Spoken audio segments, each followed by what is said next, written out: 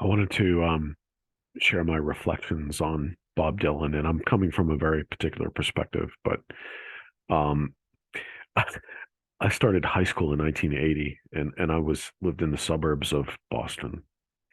And at the time, all my friends were into like the Rolling Stones, and Tattoo You had come out. We listened to the Stones 70s stuff, and the Who, right? All the Who, um, groups like that. Rod Stewart, you know.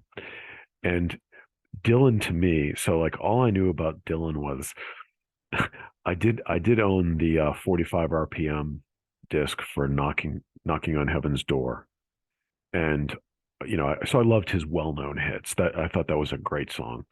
I think I might have had like a Rolling Stone, but I can't remember. But like Dylan was someone I knew his big hits, but I wouldn't have purchased a Dylan album, right? I'd spend a couple bucks on a 45, but not an album, you know. And then in the early 80s, that's when that song Serve Somebody came out. So that was like the first time I heard like a new Dylan song and like knew who it was. And I viewed it as a throwaway song. It's kind of like, She's So Cold by the Stones. It's like, seriously, we, we all have a master. Okay, I get it. And it was this really simple, repetitive thing.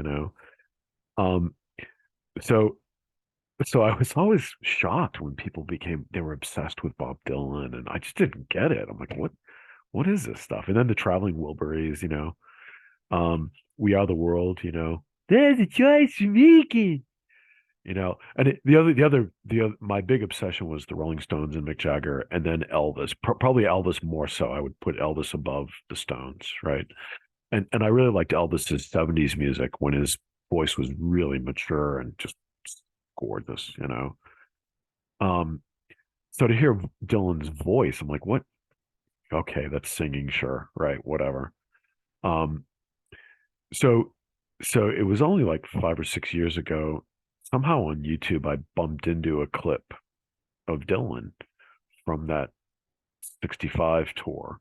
They made that documentary right out of the '65 tour, and I think the clip was when he was talking to the Time magazine editor. So I watched that clip, and then a couple of other clips came up on YouTube, and I'm like, oh, I get it. So he was cool, right? So this guy was pretty cool. And then I started to study him a bit. I wasn't obsessed with him, but I thought, dude, wow, what an interesting guy. So I studied him. Then I realized, okay, he was cool for 2 years, right? 65, 66. So he was really cool for 2 years, and then it kind of got old. Um, and then that whole game with the press just got so tedious, so tedious. But this is the thing. I really do not understand people who are obsessed with Dylan. Now I can appreciate him. I really can. And I don't want to take anything away from him.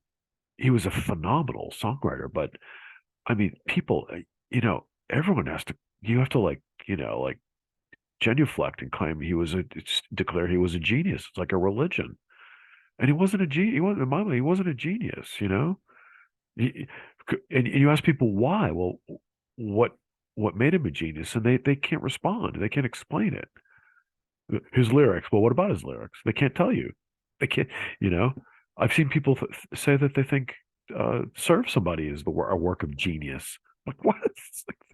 It's a throwaway. What the hell are you talking about? The theme is like everyone has a master. Oh wow, I'd feel like embarrassed if I wrote that song.